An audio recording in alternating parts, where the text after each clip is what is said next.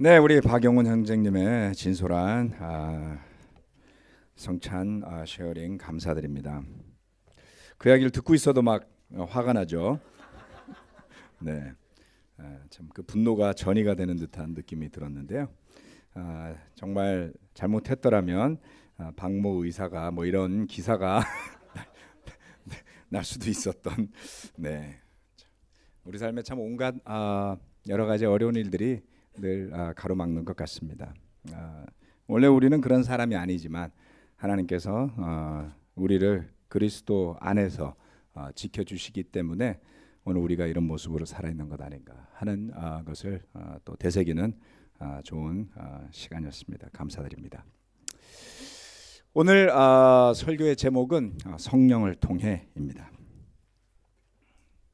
성령을 통해. 지난 한 3주간 성령을 가로막는 것들에 대해서 한 2가지 정도씩 해서 말씀을 나누드렸고요.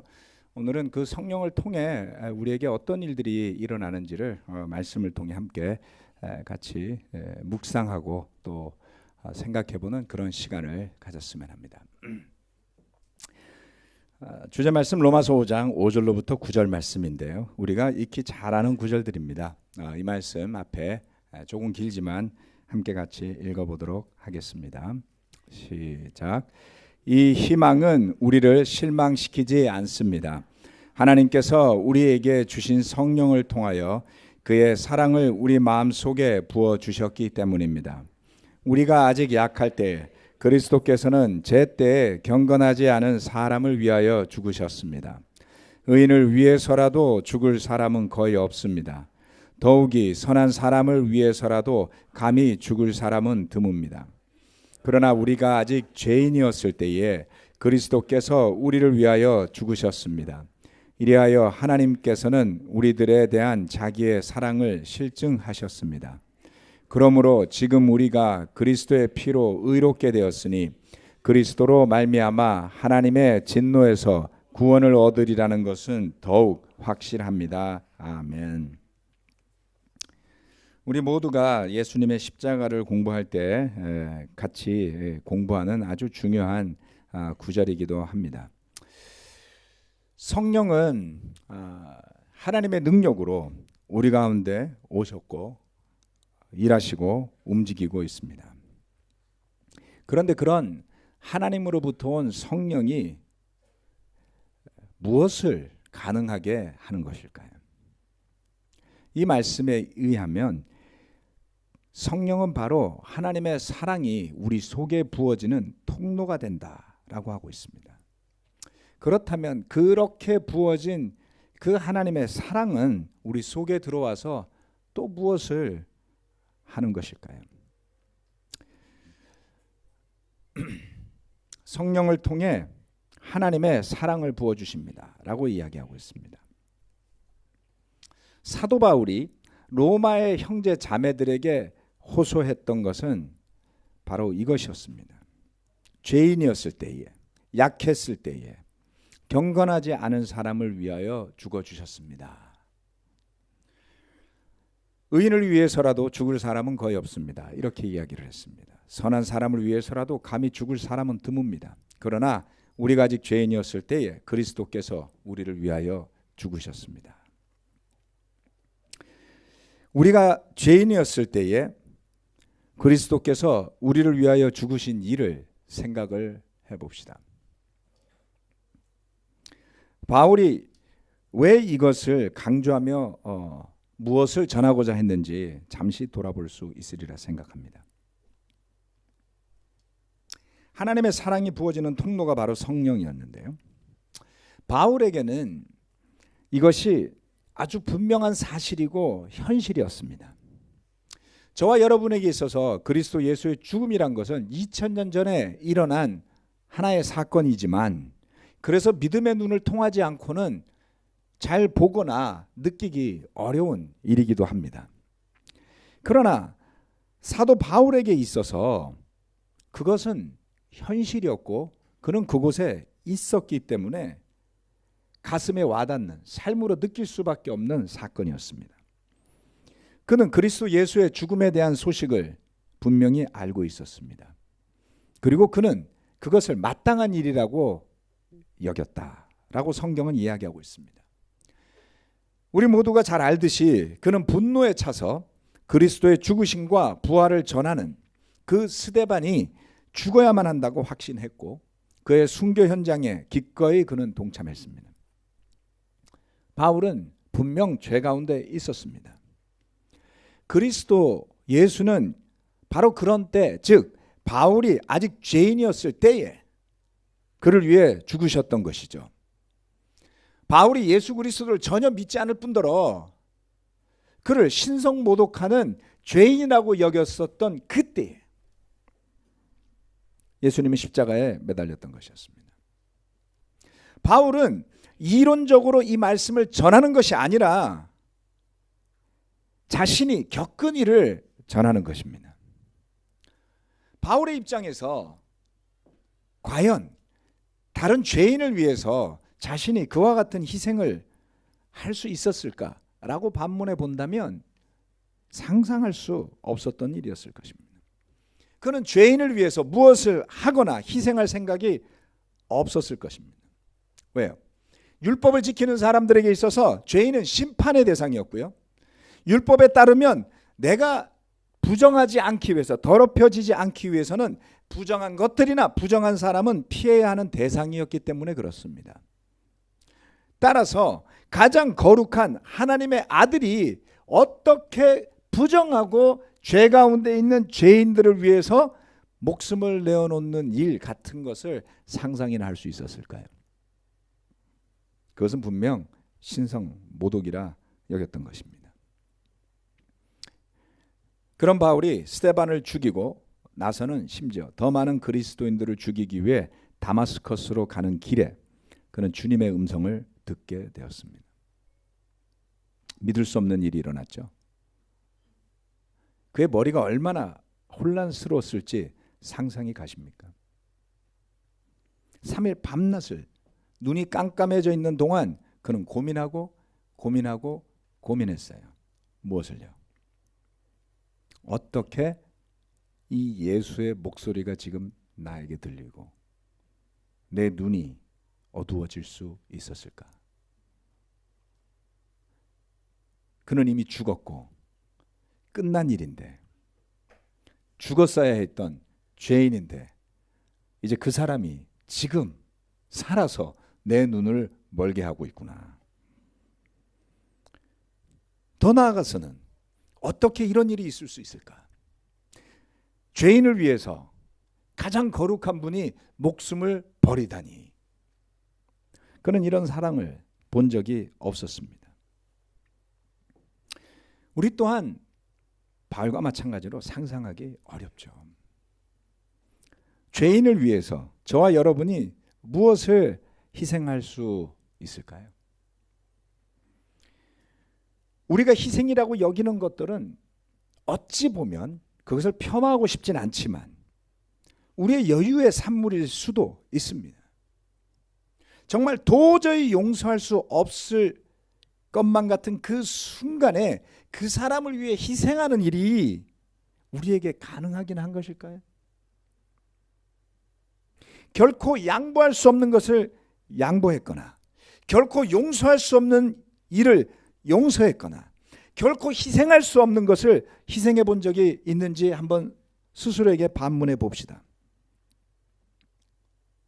그런 일이 우리에게 정말 가능할까요? 그래서 믿음이라는 것은 우리가 결코 희생할 수 없는 것을 희생해 내는 것이 아니라 사실 나는 그것을 할 수 없다고 고백하는 것이죠.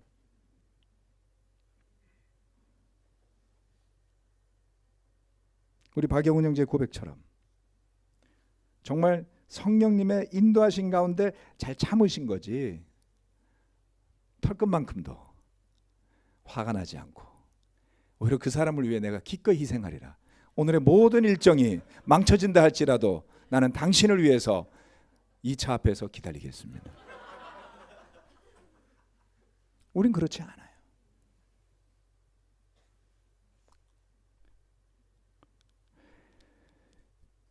그래서 결국 우리는 이런 정도의 사랑을 직접 해볼 수 없는 한계에 부딪히게 되는 것이죠. 정말 기꺼이 무엇이라도 희생해서 죄인이나 또는 가치 없는 대상이나 사람을 사랑해 보려고 한다면 이 사랑이 얼마나 대단한 것인지 더욱 알게 될 것입니다. 우리나라 폭포 사진 중에 제일 마음에 드는 게 이 사진이었어요. 천지연 폭포. 제주도에 가셔서 폭포를 보신 기억이 나시나요? 제주도에 폭포가 막 몇 개가 있잖아요. 그렇죠? 저도 한 30 몇 년 전에 가서 그 폭포 중에 하나를 보긴 봤는데 그 무슨 폭포인지 기억이 나질 않습니다. 근데 이게 천지연 폭포가 이렇게 쏟아부어져 내리는 모습을 한번 상상해 봅시다. 하나님의 사랑이 성령을 통해서 우리에게 쏟아부어지는 그것이 바로 이와 같은 것입니다. 우리가 어떤 상태에 있건 상관없이 지금도 하나님의 사랑이 성령을 통해 우리에게 부어지고 있습니다.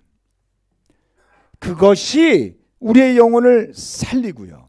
그것이 우리의 영혼을 살찌우게 하고 그것이 우리의 영혼을 세상의 유혹과 우리를 넘어지게 하는 죄들로부터 되돌이켜 다시금 주님을 바라보게 하는 원동력이 되는 것입니다. 그런데 그 사랑이 메마르게 느껴질 때 그것은 다시 말하면 그 성령의 통로가 좁아져 가고 있다는 것입니다.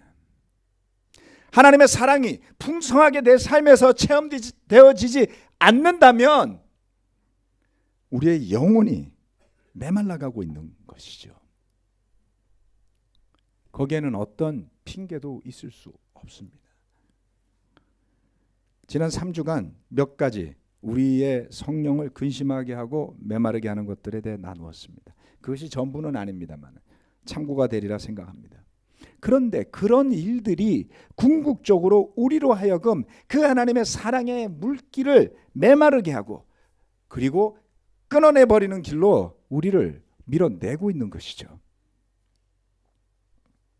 우리가 돌이킬 수만 있다면. 한번 잠시 여러분 모든 것을 내려놓고 지금 이 순간에도 여러분의 마음속에 많은 것이 달리고 있을 거예요. 우리는 결코 멈추어지지 않습니다.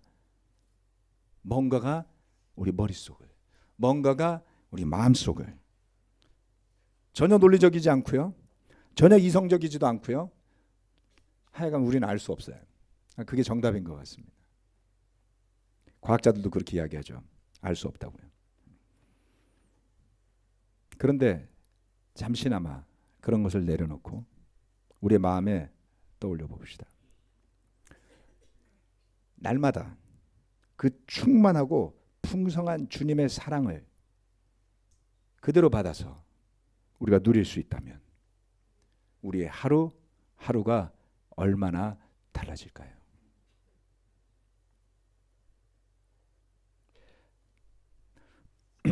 최근에 우리 집에 변화가 좀 있어요. 제 아내가 눈이 불편해서 많은 걸 못하고 좀 쉬고 있습니다. 밤 1시가 돼가지고 물을 마시러 부엌에 갔더니 그릇들이 설거지가 안 된 채로 있었어요. 우리 집에서 보기 드문 일이었습니다. 한 20몇 년 동안 밤늦게 가면 늘 싱크대는 비워져 있고 깔끔했거든요. 그래서 저같이 지저분한 인간도 이거는 내가 설거지를 해야 되겠다. 그래서 새벽 1시에 설거지를 하고 그 다음날 아침이 되었더니 아내의 놀란 목소리가 들렸어요. 당신이 설거지를 했어? 제가 비싼 생일 선물을 사줘도 그런 목소리가 안 나와요. 그런데 설거지 해줬다고. 여러분 사랑이라는 것 별거 아니죠. 아내가 여러분에게 또는 남편이 여러분에게 정말 별거 아닌 뭔가 하나 해줘도 우리 마음이 얼마나 변하는지 몰라요. 나를 위해서 이렇게 해주다니, 나를 생각해서 그만큼 수고해주다니 그게 얼마나 고마운지 몰라요. 우리 형제자매들이 자그마한 뭔가를 해줬을 때 우리 마음이 얼마나 감사한지 몰라요. 그게 뭡니까? 우리에게 조금이나마 흘러내려온 그 사랑이 우리 마음을 얼마나 넉넉하게 하고 나로 하여금 조금이라도 더 감사함 속에 좀 나눌 수 있도록 하는지 모릅니다. 여러분, 그 부어지는 충만한 그 사랑이 우리 안에 분명히 있으면 우리가 비록 잠시 넘어진다고 해도요, 곧 털고 다시 일어날 수 있어요. 잠시 찡그렸다가도 다시 웃을 수 있어요. 저는 우리 자녀들의 모습을 보면 그렇습니다. 세상에 나가면 세상이 얼마나 삭막한지 몰라요. 요즘, 옛날에도 그랬는지 잘 기억은 안 납니다만 요즘 중고등학교 너무 삭막해요. 그렇죠? 애들이 아무 생각 없는 것 같지만 여러분, 그렇지 않습니다. 내가 어떻게 살아야 할지를 학교에 가서 늘 고민하고 있는 거예요. 그런 아이들이 어떻게 웃죠? 집에까지 와서 인상 쓰고 있으면 애들은 어디 가서 웃을 수 있습니까? 그렇지 않죠. 집안에서 부모님의 그 따뜻한 사랑 속에서 집에 와서 편안하게 휴식할 수 있고 영양을 보충할 수 있고 마음을 되돌이키고 웃음을 회복할 수 있으면 비로소 세상에 나가서 다시 그 틈바구니 속에 살아가지 않나요? 그래서 우리 자녀들이 툭툭 털면서 살아갈 수 있는 삶을 사는 거예요. 전제 조건이 있습니다. 집안에 사랑이 부어질 때. 안 그러면 우리 애들은 양쪽 지옥에서 살아가는 거예요.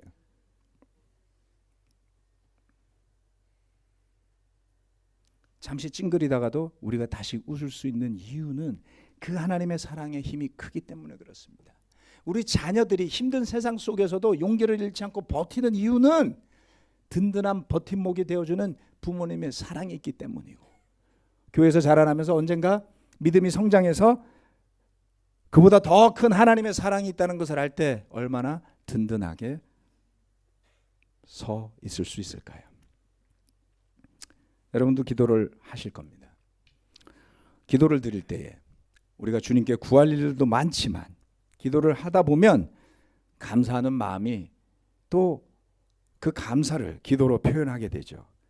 우리의 자녀들, 우리의 친구들, 우리의 동료들, 우리 바이블톡의 식구들, 형제들, 자매들, 부모님, 또 조금 소란하긴 하지만 내가 사는 우리나라, 내가 사는 이곳, 여러분 감사하지 않습니까? 제가 좀 과학한 이야기지만 제 아내에게 그렇게 얘기했어요. 많이 힘들어해서 힘든 마음은 알지만 나는 감사하다고, 죽을 병이 아닌 게.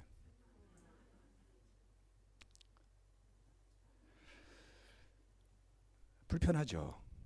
이제 나이가 들어갈수록 우리 몸이 더 불편해지지 않나요? 대부분의 형제 자매들이 앉았다 일어날 때 아이고 소리 하더라고요. 그 소리가 언제부터 났는지 모르지만 40대 중반부터 났던 것 같아요. 이제 아이고 소리에서 거치지 않습니다. 팔이 잘 안 올라갈 거예요. 무릎에 통증이 이제 늘 있을 겁니다. 이제 허리에 통증도 늘 따라다닐 겁니다.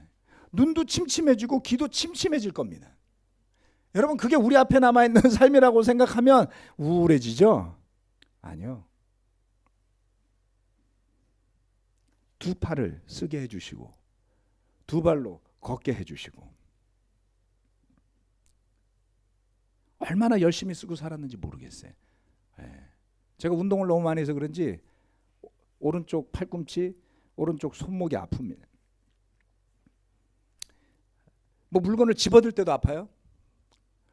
그러고 나니까 하루 종일 오른손을 얼마나 쓰는지 모르겠어요. 아프니까 계속 의식이 돼요. 내가 이 두 팔을 너무 당연하게 생각하고 살았구나. 물론 팔이 없어도 살긴 살겠지만, 눈이 없어도 살긴 살겠지만, 그런데 우리 자녀 없이 살 수 있을까요? 부모라면. 또 하나님께서 우리에게 허락하신 정말 엄청난 것들이 쏟아 부어져 있는 상태 속에 우리가 있음을 믿음을 통해 보게 됩니다. 여러분, 성령의 인도하심이 없었더라면 저와 여러분의 삶이 얼마나 어두울 것이며 돌이킬 수 없는 죽음의 길로만 내달려 갔을까요? 성령님을 통해 부어지는 하나님의 사랑이 없었더라면 오늘 저와 여러분의 삶이 얼마나 몸이 건조하고 오직 나밖에 모르는 그런 냉혈한으로 살아가게 되었을까요? 괜찮은 척하지만 속만큼은 차갑고 어둡고 외로운. 여러분, 회개하는데, 마음을 돌이키는데 많은 수고와 노력이 꼭 필요하지 않을 수 있습니다. 쏟아 부어지는 그 하나님의 사랑을 향해서 우리의 마음과 믿음을 열 수만 있다면, 바울이 적개심과 분노로 들끓고 있었던 그 자신을 위해서 기꺼이 목숨을 내놓고 그를 용서해 주시고 그의 이름을 불러서 일깨워 주신 그 예수님과 그의 사랑을 그는 잊을 수 없었어요. 그래서 이렇게 로마서에 썼던 것이죠.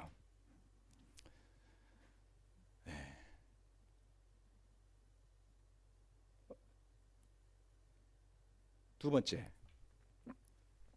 그 성령님을 통해 우리는 하나님의 진노에서 구원을 얻게 됩니다. 하나님의 진노에서 구원을 얻는다고요? 우리는 이것을 잘 생각하지 않습니다. 믿고 회개하고 세례받고 구원받았고 우리는 진노에서 벗어났겠지. 사실 진노에는 관심이 별로 없어요. 하나님의 진노에서 구원을 얻는다는 것이 왜 중요할까? 로마서 5장 9절 말씀은 이렇게 이야기했습니다. 그러므로 지금 우리가 그리스도의 피로 의롭게 되었으니 그리스도로 말미암아 하나님의 진노에서 구원을 얻으리라는 것은 더욱 확실합니다. 하나님의 진노는 우리에게서 그리 멀리 떨어져 있지 않습니다. 구약에 발람이라는 예언자가 있었습니다. 아마 구약을 읽어보신 분들은 좀 아실 거고, 잘 모르시는 분들은 민수기 말씀을 한번 쭉 읽어보십시오. 이 사람은 하나님의 말씀이 내려오면 그것을 예언을 하는 사람이었어요. 그런데 발람은 예언도 하지만 자기 나름의 욕심도 많았던 사람이었습니다. 그래서 그는 그가 가는 길이 어떤 길인지 잘 모르고 자신의 욕심을 쫓아서 길을 가기도 하지요. 그럼 그가 어느 날 길을 나서는데 민수기 22장 23절에 나귀가 주님의 천사가 칼을 빼어 손에 들고 길에 선 것을 봤어요. 그런데 발람은 보지 못했습니다. 그래서 그 나귀가 자기 주인이 죽지 않게 하려고 길을 벗어나 밭으로 들어갔어요. 그랬더니 발람이 나귀를 때렸습니다. 여러분, 올림픽 대로를 운전하고 가는데 갑자기 차가 미쳐가지고 한강 고수부지로 내려간 거예요. 그러면 차가 고장났다고 생각하지 않겠습니까? 그런 일이 벌어졌죠. 그런데 나귀는 하나님의 진노로 그 천사가 칼을 빼어들고 서 있는 것을 봤지만 안타깝게도 발람은 그것을 보지 못합니다. 하나님의 말씀을 전하는 예언자였음에도 불구하고 마치 발람처럼 우리 멋대로 사는 길에는 칼을 빼어 손에 들고 서 있는 주님의 천사가 하나님의 진노를 드러내고자 서 있는 것과 같습니다. 우리가 영적으로 죽어 있을 때 이미 우리는 하나님의 진노하심 속에 살고 있었던 거예요. 그러나 죄를 회개하고 용서받고 성령을 받아서 이제는 은혜 안에 살아가고 구원 가운데 살아가는 우리가 그럼에도 불구하고 그 가치를 제대로 믿고 그 가치대로 살아가지 못한다면 하나님의 진노가 기다리고 있음을 봐야 합니다, 여러분. 우리가 믿음으로 걸어가는 그 길을 예수님은 좁은 문이라고 그랬어요. 좁은 길이라고 했습니다. 그 좁은 길의 옆에는 죽음의 청길 낭떠러지가 있어요. 예수 그리스도라는 그 길에서 벗어난 길로 가면 그 길에는 칼을 든 천사가 주님의 진노를 쏟아볼 준비를 하고 있음을 알아야 합니다. 우리의 지혜로, 우리의 능력으로 걸어갈 수 없는 길이에요. 예수님의 십자가의 용서와 구원, 그리고 성령의 능력이 우리를 하나님의 진노의 길로 가지 않도록 생명의 그 좁은 길로 가도록 이끌어갈 뿐이에요. 그리고 그것은 궁극적으로 성령을 통해 부어지는 사랑이라는 것으로 표현되어진 것입니다. 그것이 우리를 어떻게 살아가게 하는 것일까요? 여러분 오늘 무슨 힘으로 살아가고 있습니까? 여러분 오늘 무슨 힘으로 이 예배와 앉아 계신 건가요?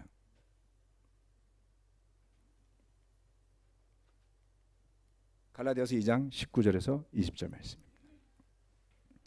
바울은 스스로 이렇게 고백합니다. 나는 율법과의 관계에서 율법으로 말미암아 죽어버렸습니다. 그것은 내가 하나님과의 관계 안에서 살려고 하는 것입니다. 나는 그리스도와 함께 십자가에 못 박혔습니다. 이제 살고 있는 것은 내가 아닙니다. 그리스도께서 내 안에서 살고 계십니다. 내가 지금 육신 안에서 살고 있는 삶은 나를 사랑하셔서 나를 위하여 자기 몸을 내어주신 하나님의 아들을 믿는 믿음 안에서 살아가는 것입니다.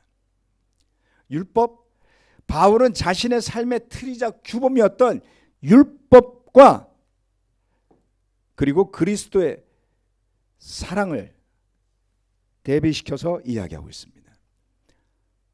그는 과거의 삶에 대해서 죽었다고 그랬어요.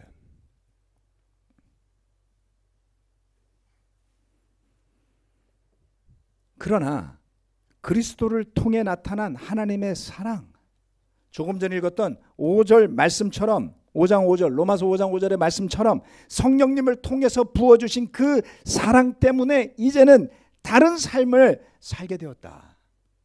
과거에 대해서 죽었다. 그리고 이제 새로운 삶 속에서 살게 되었다라고 고백했습니다. 그런데 거기에는 비밀이 있었어요. 그건 뭐냐면 이제 내가 사는 것이 아니라고 그랬습니다. 그리스도께서 그 안에 살고 계신 것이다 라고 이야기를 했어요. 20절 말씀, 나는 그리스도와 함께부터 같이 한번 읽어보도록 하겠습니다. 시작. 나는 그리스도와 함께 십자가에 못 박혔습니다. 이제 살고 있는 것은 내가 아닙니다. 그리스도께서 내 안에서 살고 계십니다. 내가 지금 육신 안에서 살고 있는 삶은 나를 사랑하셔서 나를 위하여 자기 몸을 내어주신 하나님의 아들을 믿는 믿음 안에서 살아가는 것입니다. 아멘. 바로 이것이 하나님의 진노에서 구원을 얻은 삶인 것입니다. 우리가 비록 죄인이지만 성령을 통해 우리 안에 살아계신 그리스도 예수로 인해서 나만 살아있다면, 내 안에 예수가 없다면, 내 안에 성령이 없다면, 예배를 드리러 왔는데도 불구하고 내 속에 온갖 나만 가득하다면 어떻게 우리가 하나님의 진노를 피할 수 있을까요?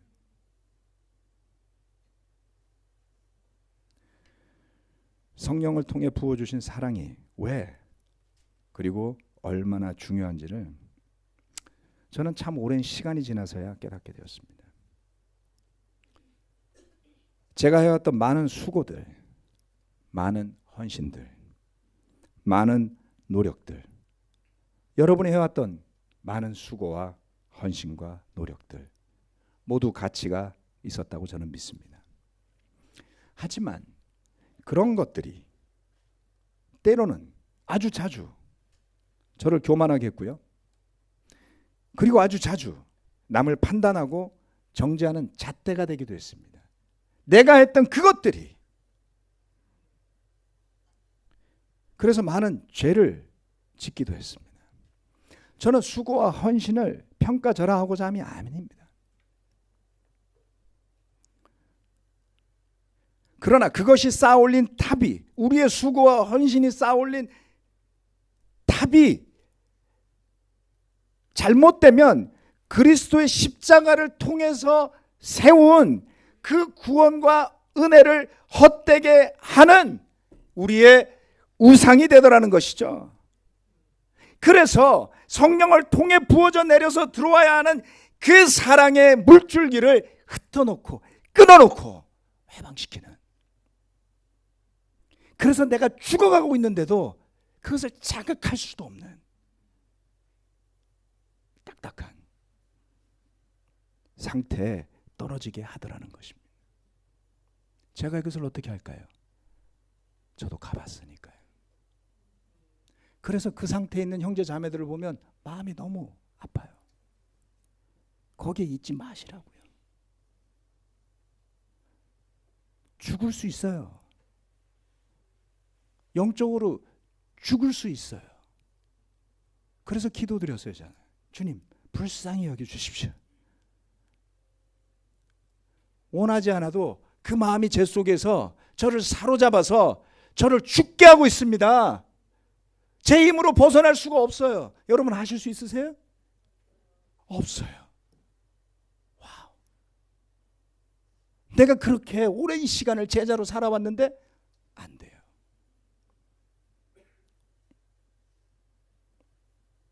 그래서 우리는 수고와 헌신을 외면해야 한다는 말일까요? 그렇지 않습니다. 여러분 로마서 5장 6장 말씀을 잘 읽어보십시오. 하나님의 은혜가 우리를 살린다고 해서 그럼 은혜를 더 풍성하게 위해서 죄를 더 많이 져도 된다는 말일까요? 천만의 말씀이에요. 그것은 우리의 잔머리가 그렇게 하는 거예요. 대한민국에 아무리 많은 법이 있어도 법이 효력을 발휘하지 못하죠. 피할 수만 있으면 다 피하니까요. 하나님의 구원의 생명의 법에 대해서도 우리가 그렇게 행동해야 할까요? 하나님은 기만당하시지 않는다 그랬어요. 하나님의 은혜로 우리가 죄사함을 받고 구원을 얻는다는 말은 우리 멋대로 살아도 된다는 뜻이 아니라 그래서 더욱더 하나님의 은혜에 순종하는 그 말씀에 순종하는 성령에 이끌리는 삶을 살게 될 거라는 뜻이에요. 수고와 헌신을 더욱 하되 그것의 중심이 내가 아닌 내 안에 성령님이 되게 해서 내 안에 그리스도가 살아 움직여서 더욱 기쁘고 감사한, 그래서 죄 가운데 있었음에도 불구하고 나를 위해 기꺼이 목숨까지 내어주신 그 예수님을 바라보며 제자의 길을 걸어가도록 하게 하는 것입니다. 그것이 노력과 힘으로 될 수 없는 일이니 성령의 인도하심에 자신을 기꺼이 내어 맡기고 우리는 하나님의 충만한 사랑 가운데 그 길을 기쁨으로 걸어가면 되는 것 같습니다. 여러분 대통령이 행복한 거 보셨어요? 저는 자주 기도는 못하고요. 가끔 우리나라의 대통령들을 위해서 기도합니다. 너무 많은 일이 있어요. 너무 많은 이해관계가 충돌합니다. 그것을 해결할 대통령이 어디 있겠습니까? 이 교회가 작다면 작고 크다면 크죠. 수백 명의 형제 자매들이 있습니다. 사이좋게 잘 살았으면 좋겠는데 자기들끼리도 싸워요. 저하고도 싸워요. 좋은 소식도 많지만 문제도 몇백 개가 있어요. 저는 제 힘으로 해결할 수 없다는 것을 깨달았습니다. 그 생각만 하고 있으면 제가 행복할 리가 있겠습니까, 여러분? 저는 그걸 해결할 힘도 없고 능력도 없고 해결할 생각도 없습니다. 그렇게 하다간 저도 죽을 거기 때문이죠. 그 대신에 하나님의 사랑을 느끼고 감사하면서 살 각오로 있습니다. 형제자매 여러분, 많은 문제가 있을 겁니다. 극복해야 될 우리 삶의 숙제들이 있을 겁니다. 그러나 성령을 통해 살아갑시다. 그것 때문에 우리가 세례받았고요. 그것 때문에 여러분 지금까지 예배당에 나와 있을 겁니다. 예배 주인이 예수 그리스도시요, 우리 삶의 주인이 예수 그리스도시요, 성령님을 통해 그 예수가 오늘도 내 안에 살아계심을 고백할 수 있다면 저와 여러분의 힘으로 벗어나는 것이 아니라 성령의 힘으로 벗어나는 삶이 되리라 믿습니다. 말씀 마치겠습니다. 아멘.